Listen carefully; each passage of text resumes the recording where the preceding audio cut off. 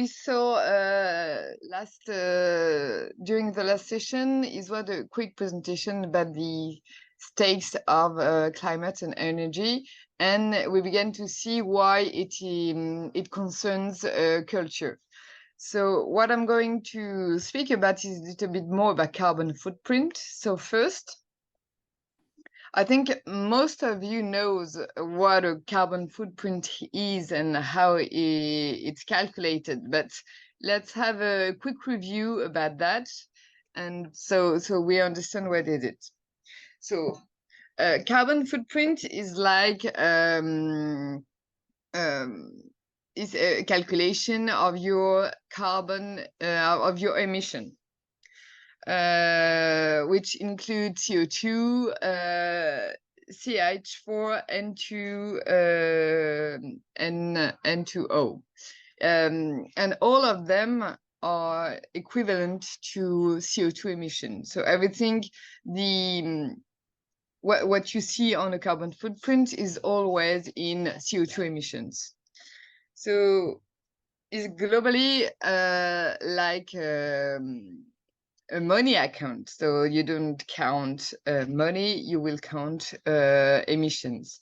So you have the scope 1. The scope 1 is usually the fossil fuel that you use directly. So it's fossil fuels that you put in your cars, in your trucks, if you own them, or if you have, I don't know, some gas heater in your building. This is scope 1. This is your direct consumption of fossil fuels. And then you have scope 2, which is indirect, and it's mainly electricity, because to produce electricity you can use some charcoal factories in order to have electricity. So mainly the emissions that have been used in order to produce the electricity that you consume. This is scope 2. And then usually scope 1 and scope 2,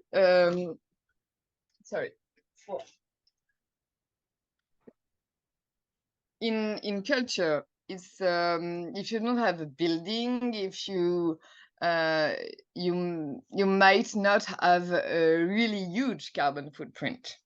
So your direct emission usually are low, but it doesn't reflect your real footprint, because at the Shift project, what we say, the main carbon footprint comes from upstream activities. So everything that you need to buy, to use in order to have your system, and all the downstream activities. So everything that you have, like the carbon footprint of your audience, of the fact that they have to move in order to come to see your show. So this is downstream activities. So in culture, upstream activities might be your catering, all the things that you need in order to make your scenography, if you had to build something. So everything that you need to buy before a show. And the downstream activities will be the fact that spectators will come to see your show, and then that you have maybe a tour, and you will send your show to other venues, for instance. So imagine if you don't have scope 3, your carbon footprint will be really low. So this is why if anyone proposes you a carbon footprint that only takes scope 1 and scope 2, it's useless. It won't give you the good impression of what is really your environmental impact. But we will come back to it, and we will do, when you come in Paris, we will try to play with some carbon tools. And the last session of this online session will be also a presentation of the different tools that exist in the cultural field in order to calculate your carbon footprint. We will have a quick review of what exists today online. So what impacts we put in front of our report? We studied the carbon footprint of a typology of venues. It was a large festival in city center, a large festival in suburban area, and medium venues.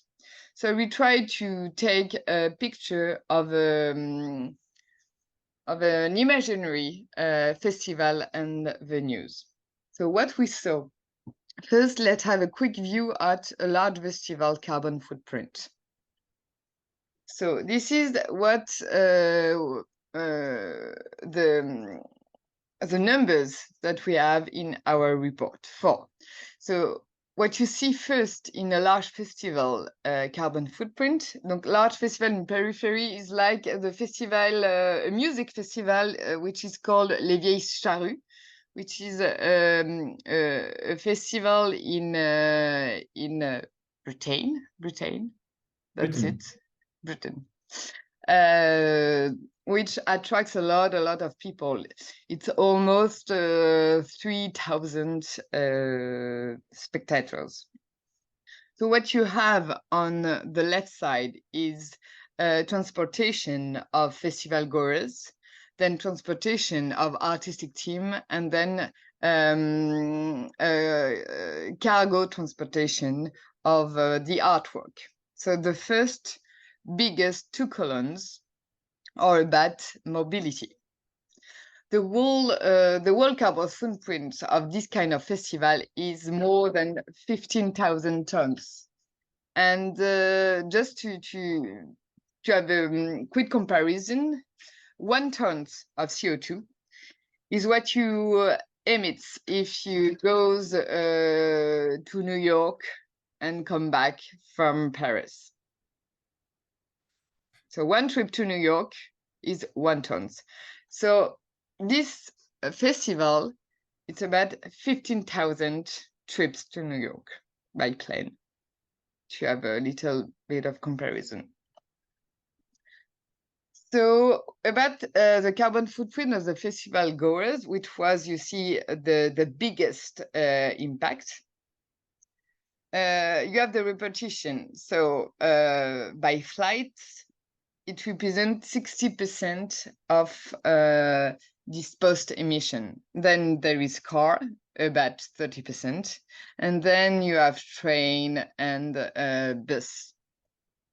So plane is the main problem, but it represents 60% of the carbon footprint of the transportation of festival goers, but only 3% of festival goers take the plane. So for 3% of people who take the plane to go to the festival, it represents more than 60% of the impact. So it points out that the main source of emission is linked to the plane when you think about mobility. What about carbon footprint of artistic and technical groups? It's basically the same proportion. But then if you have it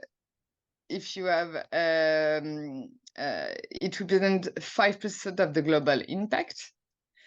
But if you have 10% of the artists that comes to plane, it's more than 80% of the carbon footprint of this item.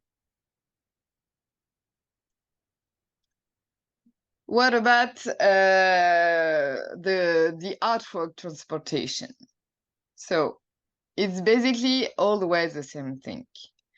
It comes always about plane, because plane means that you transport a lot of stuff from faraway places. So it's kind of logical that everything that goes by air on planes have a really bigger footprint. But if you add festival goers, artistic teams transportation, and then artworks transportation, we have a big flight problems because everything goes by planes. If Beyonce is coming to Paris, she's not going to take the train. She's coming from faraway places. So the more artists that comes from faraway places, there are bigger artists that have a lot of scenography that needs to be cargo by air. Then you will have you have a lot of trucks that will go and up and down on the roads. It will have a very, very heavy carbon footprint.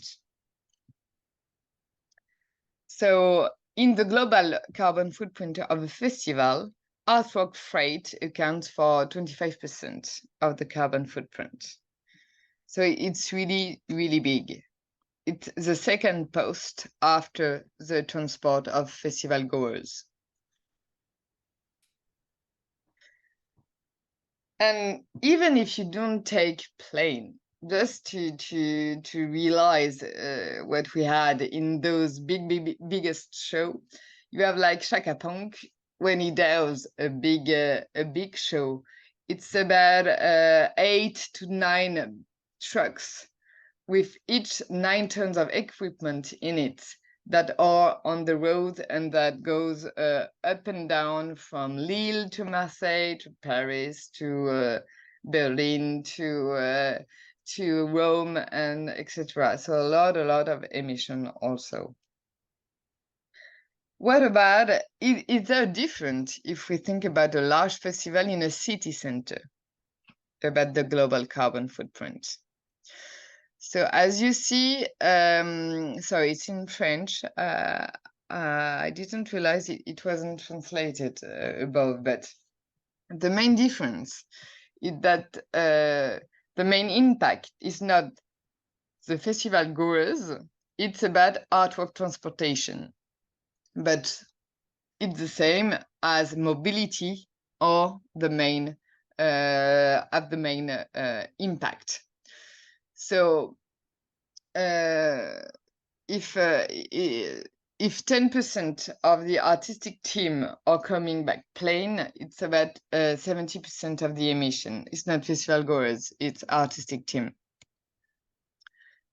So you see carbon footprint of cargo. So if you have 10% of your team that comes to the Avignon Festival in France, it's a theater festival, which has a really big impact in France. It's basically 70% of this item carbon footprint. And if 3% of festival goers go through Avignon by plane, it becomes 34% of this impact. But mainly, when you have a festival in city center, usually the public is coming by cars. So 60% of the public is coming by car. So I present you the festival carbon footprint. So all these numbers are false because it was not like what Gwendoline showed you with the periscope, like a real carbon footprint of a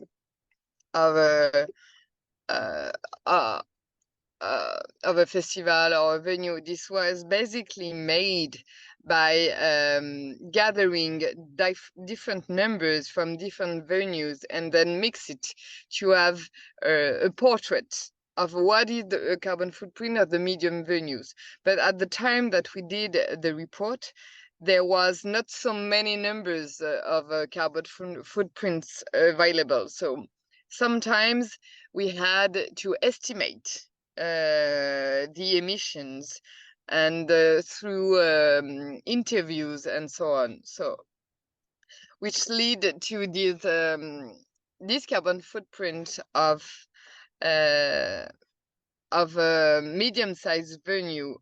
And as you can see, the artwork transportation is really high because it was like if we had taken into account only Zenith venues like if we take into account only artists of the size of Beyonce, Shakira, Shaka Punk, etc., which is totally not representative of the artists that are coming to the medium-sized venue.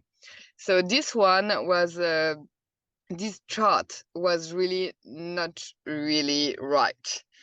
But it will be right if for very big artists, but this was a bit problematic.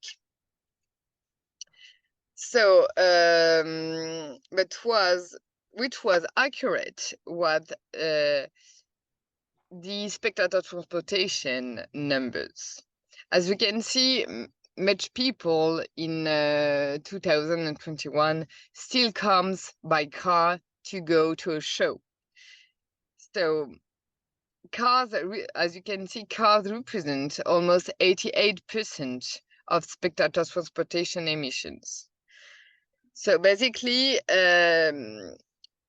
most of the audience still takes cars to go to a show. What about the artwork? So the artwork, as you can see, it was because we had an interview with a technical employee that told us that for each artist, it was between 6 to 8 trucks on the roads with 6 tons of equipment in it. So it's right for the net, not for medium-sized venue. The thing is about venues that are not in the festival carbon footprints are the impact of the employees or the commuting from home to work. Basically, in venues, most of the employees are commuting by cars. And because we always talk about planes, but if we have a quick comparison, just for you emit as much carbon when in 1 kilometer, if you are alone in your car, as in a plane. So 1 kilometer by car is equivalent to 1 kilometer by plane.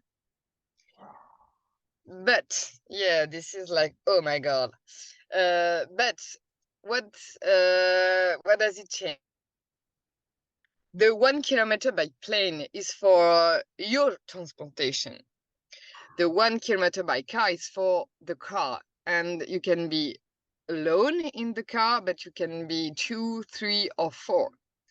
If you are 2 people in a car, with you divide your carbon impact by 2 in regards to the plane transportation.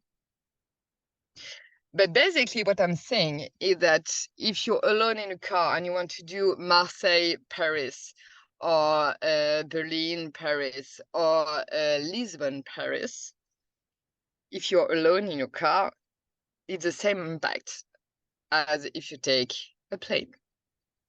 But if you are 2 or 3 in a car, you divide your carbon footprint by 2 or 3.